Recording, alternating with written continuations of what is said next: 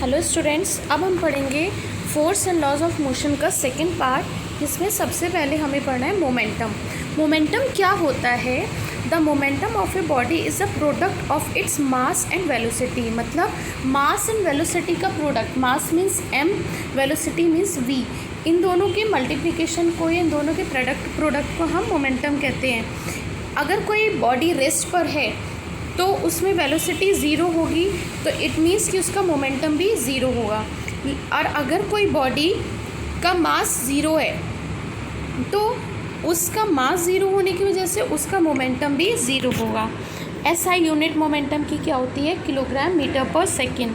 जैसे एग्जाम्पल है, a truck moving at a very low speed और velocity can kill a person standing in its path because of the heavy mass of the truck.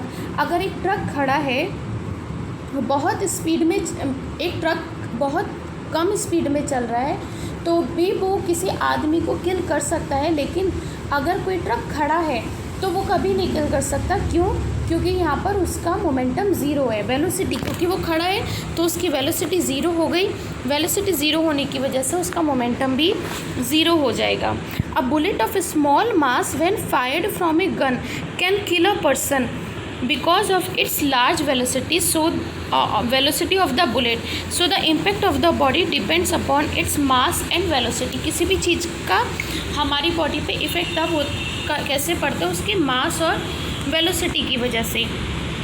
अब momentum को हम ऐसे समझ सकते हैं, अगर एक कराटे प्लेयर है, वो किसी ब्रिक को तोड़ना चाह रहा है तो वो बहुत तेज़ी से लाएगा। अगर वो धीरे धीरे लाएगा तो डेफिनेटली वो ब्रिक नहीं टूटेगी, वो स्टोन नहीं टूटेगा। वो टूटेगा तब जबकि वो स्पीडली लाके उस पर हाथ मारेगा, तो वहाँ पे वेलोसिटी ज़्यादा है तभी वो टूटेगा, तो मोमेंटम भी ज़्यादा होगा। अब हमने मोमेंटम पढ़ लिया, अब हम पढ़ेंगे second law of motion. Newton second law of motion tells us about the rate of change of momentum of an object is proportional to the applied force. मतलब कितना मोमेंटम है वो उसके फोर्स पर डिपेंड करता है। Force is equals to mass into acceleration. Force की value होती है, फोर्स का मतलब है कि मास इंटू एक्सीलरेशन। जितना उसमें मास है और जितना उसमें एक्सीलरेशन हमें पता है v minus u upon T. तो एक्सीलरेशन और मास का प्रोडक्ट क्या कहलाएगा? फोर्स कहलाएगा। फोर्स की यूनिट होती है newton, and force is said to be 1 newton if it produce 1 metre per second square acceleration in a body of 1 kilogram mass. ये है सेकेंड लॉ ऑफ मोशन, जिसमें है कि rate of change in momentum, rate of change in momentum को हमने क्या बोला? Change in momentum हो गया v माइनस यू, और रेट ऑफ चेंज हो गया v minus u upon T.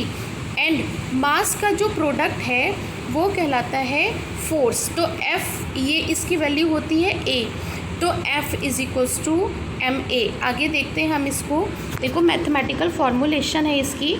If an object of mass m is moving along a straight line with initial, उसकी इनिशियल वेलोसिटी u है और final velocity v है, time t है, तो acceleration कितना हो गया उसमें? v minus u upon t. और हमें पता है उस बॉडी का इनिशियल मोमेंटम कितना है? p1 is equals to mu और फाइनल मोमेंटम mv। तो rate of change in momentum, rate आ गया तो m into v minus u upon t. देखो ये m into v minus u upon t. अब f is proportional to m into v minus u upon t, और f के अगर 1 है तो f इज इक्वल्स टू, इसकी वैल्यू a होती है तो f is equals to ma। यही हमें प्रूव करना था। फोर्स की वैल्यू होती है न्यूटन और इसको हम कैपिटल N से शो करते हैं। अब सेकेंड लॉ ऑफ मोशन के कुछ एग्जाम्पल्स देखते हैं। A cricket player lower his hand while catching a ball. अगर कोई क्रिकेट प्लेयर ने कोई बॉल कैच करी है तो वो कैच करके देखो धीरे धीरे अपने हाथ को नीचे ले आया। क्यों ले आया नीचे? क्योंकि वेलोसिटी कम होती चली गई और उससे फोर्स कम लगानी पड़ी। और अगर वो हाथ नीचे नहीं करता, उतनी तेज़ी से जब बॉल आती है तो उसके हाथ में हिट कर सकती है। इसी तरह से इसका दूसरा एग्जाम्पल ऐसे समझोगे, अगर एक टेनिस की बॉल किसी के मारी और आपने क्रिकेट की बॉल मारी, दोनों की वेलोसिटी सेम है, तो किससे ज़्यादा चोट लगेगी? डेफिनेटली क्रिकेट की बॉल से। क्यों लगेगी?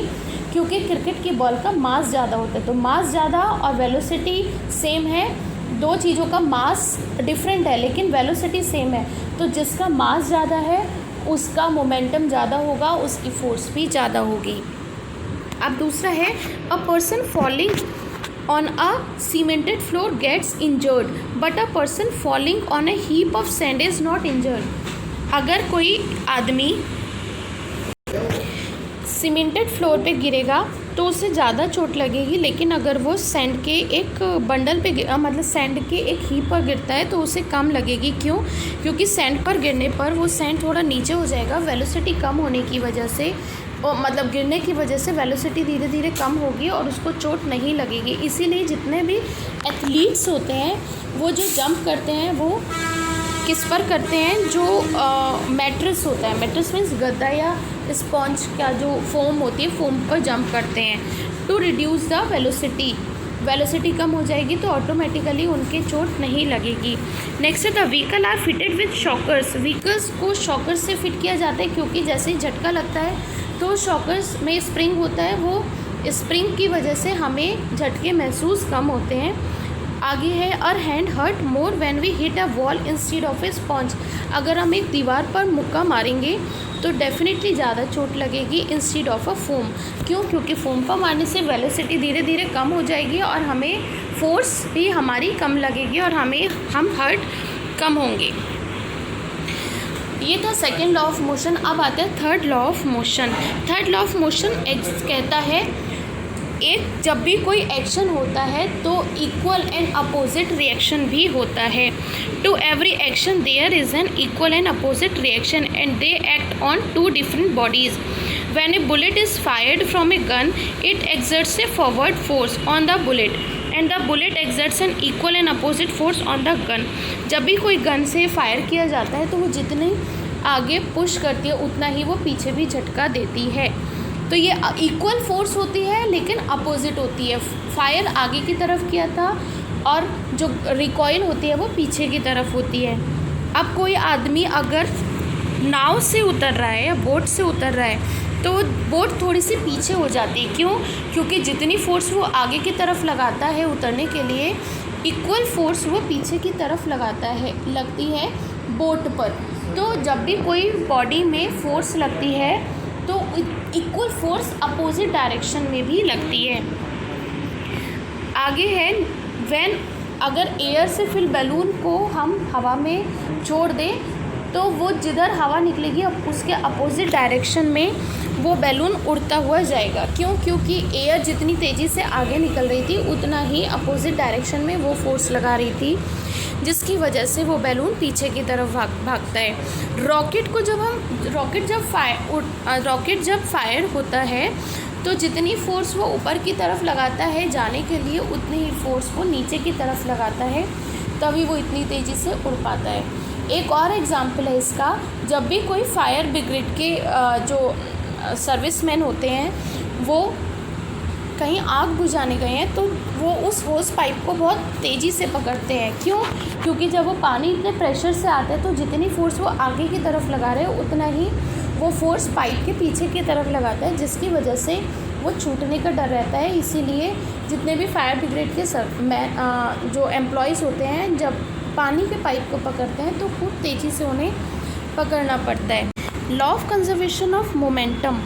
The sum of momentum of two objects before collision is equal to the sum of momentum after collision provided there is no unbalanced force acting on them। मतलब जब भी कोई दो बॉडी आपस में टकराती हैं तो उनका इनिशियल मोमेंटम उनके फाइनल मोमेंटम के इक्वल होता है। मतलब अगर ये दो बॉडी हैं, इसका मोमेंटम A है और इसका मोमेंटम B है, तो जब ये आपस में टकराएंगी तो उसके बाद इसका मोमेंटम टकराने के बाद सेम रहेगा, क्योंकि जैसे एनर्जी का होता है, एनर्जी कभी ख़त्म नहीं होती, एक फॉर्म से दूसरी फॉर्म में कन्वर्ट हो जाती है। इसी तरह से मोमेंटम भी कभी फिनिश नहीं होता।